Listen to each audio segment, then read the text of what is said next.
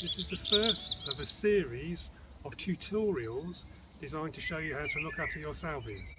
Today we're going to start with a plant that you probably all know, Salvia Amistad. Fantastic tall perennial, flowers for much of the year, but at this time of the year, mid to late April, looking a bit sorry for itself. What we're going to do is we're going to clear away all of these dead stems, almost down to ground level, down to about 3 or 4 inches, and this is how we do it. Just take a pair of secateurs and cut away like this.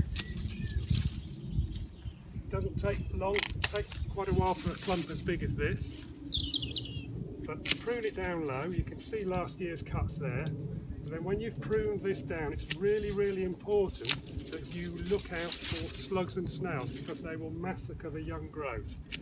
What I use is slug pellets. I don't use slug pellets on a large basis, but for salvias that are emerging from below the ground and for dahlias, just as they're coming through, I usually put them down, and it's a good safeguard. Within about 3 or 4 weeks, the shoots will be up, and when they're between 1 foot and 2 feet high, they don't actually need any more protection because they're out of the way of the slugs. So it's simply a case of pruning away the stems like this. That's all there is to it. You don't need to touch this again for the rest of the year.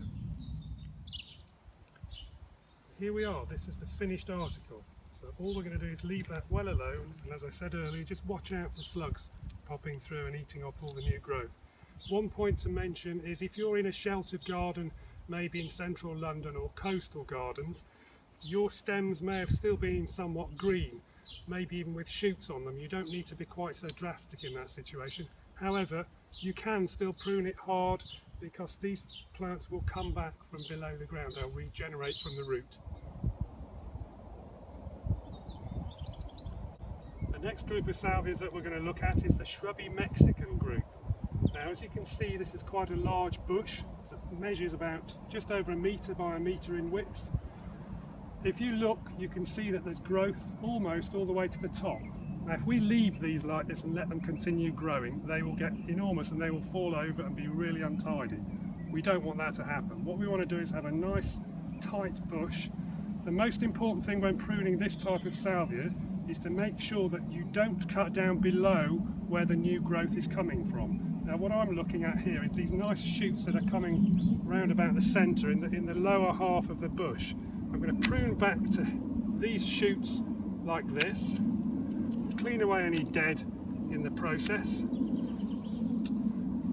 So we're coming down, we're taking it down by slightly more than half in fact, but it's all determined on how far back the growth is emerging from. If you don't prune your salvias very often, you'll find you've got a little bit of growth at the top and absolutely nothing at the bottom. Difficult situation there. Best thing to do there is probably take some cuttings and then remove the plant and replace it, and then pay attention to pruning in future. We do this pruning in mid-April. If it's an early season, you can do it a little bit earlier, but don't really do it later than about early May. If it's done every year, there'll be a follow-up prune in midsummer to tidy away the first flush of spent flower heads.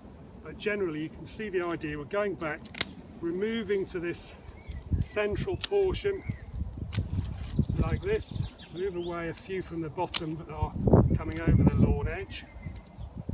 So you're taking big pieces off like this, but what you're going to be ending up with is a much better shaped plant.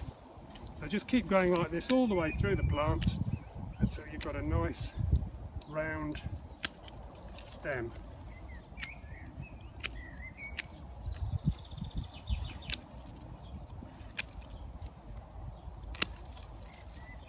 Easy as that.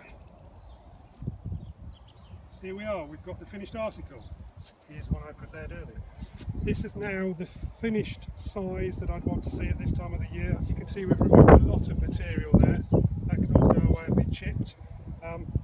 We don't bother feeding this type of salvia, the shrubby salvias. We want to grow them hard. If you put too much food on these, they will burst into lots and lots of growth. You'll have very few flowers and lots of leaf. Basically, that's all you've got to do.